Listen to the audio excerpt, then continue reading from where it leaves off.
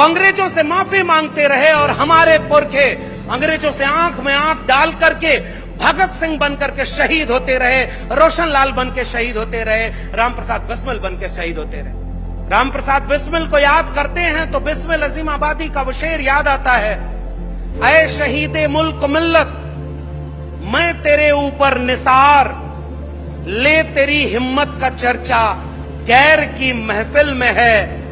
अब न अहले बलबले हैं और न अरमानों की भीड़, सिर्फ मिट जाने की हसरत एक दिले बिस्मिल में है। वक्त आने पर जमाने को खबर हो जाएगी, हम अभी से क्या बताएं क्या हमारे दिल में है। सरफरोशी की तमन्ना अब हमारे दिल में है।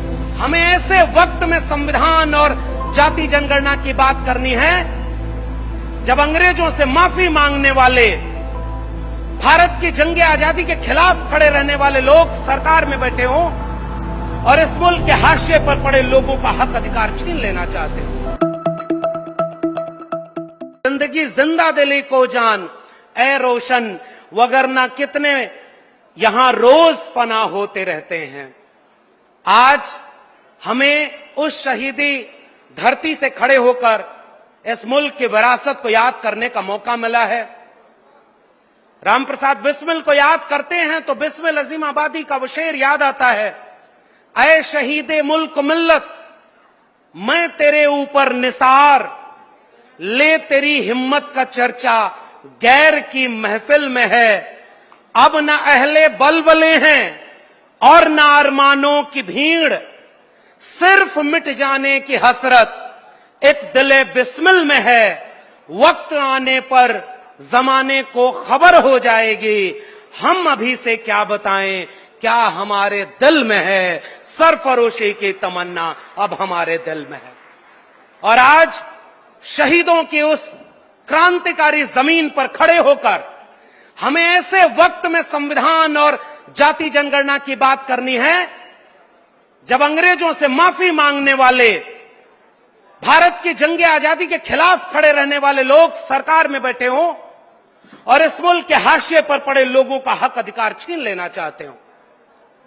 वो अंग्रेजों से माफी मांगते रहे और हमारे पुरखे अंग्रेजों से आंख में आंख डाल करके भगत सिंह बन करके शहीद होते रहे, रोशन लाल बन के शहीद होते रहे, राम प्रसाद बिस्मिल बन के शहीद होते रहे। इसलिए आज साथियों, चूंकि ये एक प्रशिक्षण शिविर है, इस प्रशिक्षण शिविर को मैं एक ऐसी श्रृंखला के रूप में देखता हूं।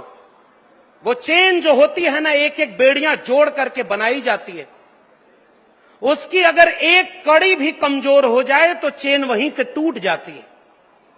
किसी भी राजनीतिक दल का प्रशिक्षण शिविर उस श्रृंखला की तरह है कि आखिरी पायदान पर खड़ा उसका सिपाही और उसके सबसे बड़े पायदान पर खड़ा उसका नेता।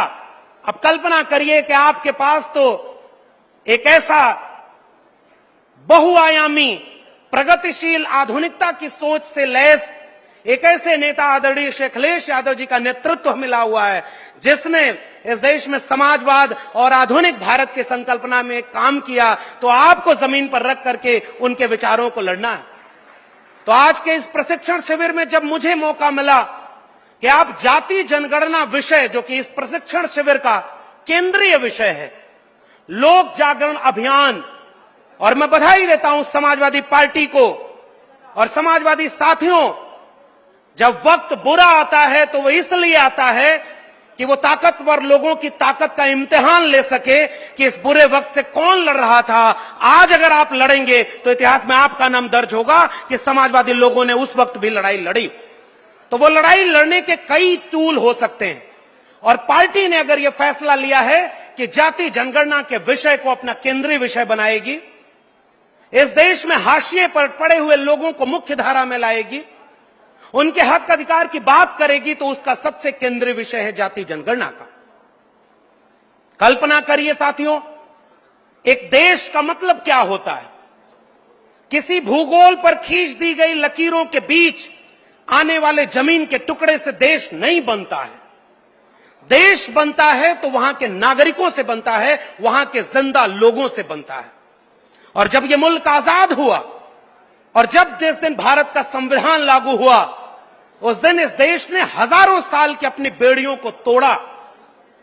चाहे वो इस देश के विरासत में तथागत बुद्ध से लेकर कबीर, रैदास, पलटू दादू, भीखा, बुल्ले शाह, बाबा फरीद हो, महात्मा फूले हो, छत्रपति शाहू जी महाराज हो, या डॉक्टर बाबा साहब भीमराव अंबेडकर, डॉक्टर राम मनोहर लोहिया, शहीद आजम भगत सिंह हो, इन सब ने जो ख्वाब देखा वो भारत के संविधान में पिरोया गया कि अब एक नया भारत बनेगा तो वो नागरिकों का भारत बनेगा। अब कोई राजा रानी के पेट से नहीं पैदा होगा, वो जनता के वोट से पैदा होगा और हर जनता को एक व्यक्ति एक वोट का अधिकार मिला। बाबा साहब डॉक्टर भीमराव अंबेडकर ने कहा कि अगर मुझे मेरे हित और देश के हित में से चुनना होगा तो मैं देश का हित चुनूंगा, और अगर मेरे समाज के हित और देश के हित में टकराव होगा तो मैं अपने समाज के साथ खड़ा होऊंगा, क्योंकि हजारों साल से इसी देश में मेरे समाज के लोगों को शिक्षा, रोजगार और मानवीय सम्मान से वंचित रखा गया। डॉक्टर राम मनोहर लोहिया साहब ने जब नारा दिया कि सन सोपा ने बांधी गांठ, पिछड़ा पावे 100 में 60, तो समाजवादी नेता डॉक्टर लोहिया से किसी ने पूछा कि आपको सबको लेकर चलने की बात करनी चाहिए, आप तो कह रहे हैं पिछड़ा पावे 100 में 60। डॉक्टर राम मनोहर लोहिया ने कहा कि देखो, समाजवाद का तकाजा यह कहता है 100 से कम न 1000 से ज्यादा, समाजवाद का यही तकाजा, समाजवादी मूल्य कहता है कि आप किसी के हितों का संरक्षण करें तो जो सबसे आखिरी पायदान पर बैठा है उसको अगर उठाकर आप बराबरी पर न खड़ा कर पाए तो फिर किस बात का समाजवाद। इसलिए मैं कह रहा हूं, जिसकी जितनी भागीदारी है उसे वो भागीदारी मिलनी चाहिए। और मैं फिर से शुक्रिया अदा करता हूं, और मैं मंच पर खड़ा हूं तो मेरी जिम्मेदारी है, हम जैसे लोग जो आजमगढ़ के किसी खेत में गाय भैंस चराना छोड़ करके दिल्ली विश्वविद्यालय तक पहुंच पाए, तो ये तब मुमकिन हो पाया जब इस देश में भारत का संविधान और मंडल कमीशन लागू हुआ।